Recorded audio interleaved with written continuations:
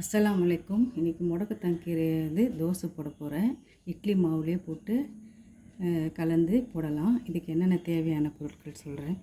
2 பச்சை மிளகா, முடக்கத்தான் கீரை சும்மா கையளவு தான் இருக்குது, அதே தான் உங்களுக்கு காமிக்கிறேன். இஞ்சி துண்டு 1, ஜீரகம். ஆனால் மாவுலேயே நாங்கள் உப்பு போட்டிருப்போம், அதனால் உப்பு போட தேவையில்லை. இதை அரைச்சி இது கலந்து காமிக்கிறேன். இஞ்சி அரிஞ்சு இதில் போட்டிருக்கேன். 2 பச்சை மிளகா தான் போட்டிருக்கேன்.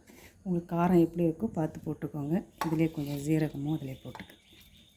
இந்த கீரையும் அதிலே போட்டுக்கோங்க.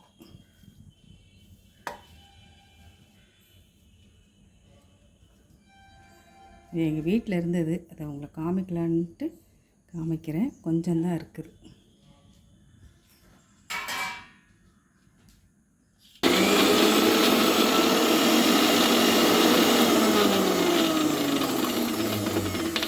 இப்போ இது மாதிரி அரைச்சி எடுத்துக்கிட்டேன். இதில் இவங்களுக்கு எவ்வளோ தேவையோ அவ்வளோ மாவில் தான் கலக்கணும், எல்லா மாவுலேயும் கலக்கக்கூடாது. இப்போ நான் ஒரு 3-4 தோசை போடுற அளவுக்கு தான் மாவு எடுத்திருக்கேன். இதில் கலந்துருங்க. இதில் தண்ணியெலாம் விடாதீங்க, இது அப்படியே கையாலேயே போட்டு கலக்குங்க.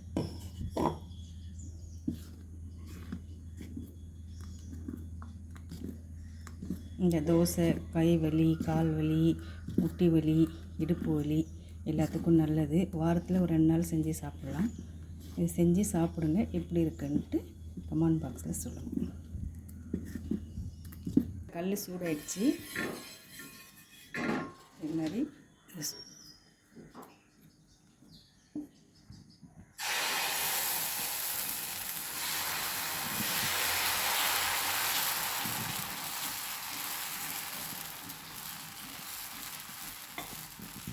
கொஞ்சமாக மேலே எண்ணெய் விட்டுக்கோங்க.